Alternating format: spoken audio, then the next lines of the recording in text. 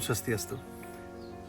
अमरेंद्र सिन्हा बिहार से पूछते हैं कि जब हम मंत्र जाप करते हैं तो क्या उसमें क्वालिटी महत्व रखती है कि क्वांटिटी महत्व रखती है? क्या मंत्र जाप की पुनश्चर्या बहुत ज़्यादा मायने रखती है या हम उसके उच्चारण की शुद्धता पर अधिक ध्यान दें? और क्या कोई मंत्र लंबे समय तक जपने से सिद्ध हो जाता है? कुछ इससे मिलते जुलते प्रश्न उनके थे। तो यहाँ जो मंत्र है वो ध्वनि है, और ध्वनि के साथ जो उसका अनुक्रम है, उसकी बारंबारता है, उसकी पुनश्चर्या है, उसकी पुनरुक्ति है, उसका रिपीटेशन है, वो बहुत मायने रखता है, क्योंकि वो एक पर्टिकुलर ऊर्जा को ब्रह्मांड के साथ लयबद्ध करता है। और वो ध्वनि आपके शरीर में विद्यमान उन बिंदुओं के साथ ब्रह्मांड का एक संबंध स्थापित करती है जो बिंदु अभी तक सुप्त प्राय थे। तो आपके मंत्र की ध्वनि के चोट से, उस ध्वनि के प्रभाव से वो शरीर के पहिए, वो ऊर्जा के चक्र जागृत होने प्रारंभ होते हैं, जो कॉस्मिक जोन में आपकी अपनी उपस्थिति को दर्ज करते हैं, आपके भाग्य सौभाग्य का निर्माण करते हैं, आपकी लुप्त और सुप्त प्राय भाग्योदय की अवस्थाओं को उत्प्रेरित करते हैं, उत्सर्जित करते हैं, उत्साहित करते हैं, या कभी कभी उनको सृजित भी करते हैं। तो मंत्र में उसका उच्चारण भी शुद्ध होना आवश्यक है। कुछ मंत्रों में तो बहुत आवश्यक है। कुछ में चूंकि देवताओं के आधान है और एक बार देवता के साथ आपका संबंध बन जाता है तो एक आध शब्द में शा में, सा में, शी में ये थोड़ा चल जाता है, लेकिन कोशिश करनी चाहिए कि प्रारंभ से ही जब भी जिस भी मंत्र को हम पाठ करना शुरू करें उसको शुद्धता के साथ करने की कोशिश करें, उसके आयाम का भी ध्यान रखें।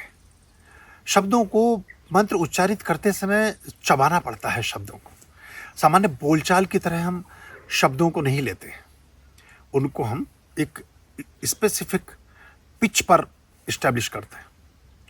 फिर उसका एक तादात्म्य बनता है ब्रह्मांड के साथ और उस देवता के साथ जो देवता उसका अधिपति है। हर मंत्र का अधिपति देवता है, हर मंत्र की अधिष्ठात्री ऊर्जा है, और हर मंत्र का मंत्र दृष्टा ऋषि है, गुरु है। हर मंत्र का एक स्थान है, हर मंत्र का एक भाव है, हर मंत्र का एक मुहूर्त है। हर मंत्र के लिए आपकी मनस्थिति और आपके जीवनचर्या का बड़ा लेना देना है। ये अगर सब के सब एक सूत्र में बंधनी प्रारंभ हो जाएं, जो सचेष्ट होकर के हो जाती है, जो एक विशेष मार्गदर्शन और विशेष शिक्षा के उपरांत हो जाती हैं, तो आपको आसानी हो जाती है, आपको उसके प्रतिफल प्राप्त होने लगते हैं। कभी कभी सिर्फ प्रतिफलन को विचार में रख करके, यानी कि किसी मंत्र को हम करें उससे हमें ये फल प्राप्त हो, या इस मंत्र को हम करें उससे हमें ये परिणाम ही मिल जाए, इस पर अगर ज्यादा फोकस है तो कभी कभी परिणाम कम मिलता है।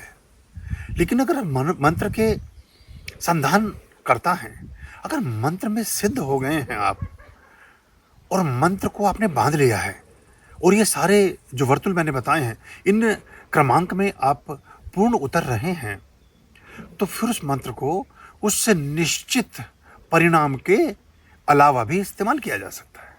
एक मंत्र एक देवता का होते हुए उससे संबंधित अन्य गणों से संबंधित और संदर्भित फलों को भी आपको प्रदान कर सकता है।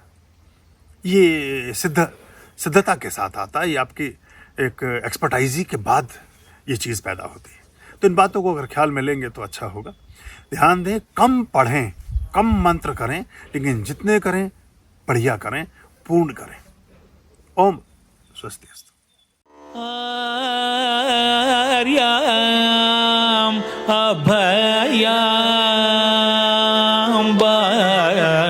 भज रे चित संततम आर्याम अभयाम भज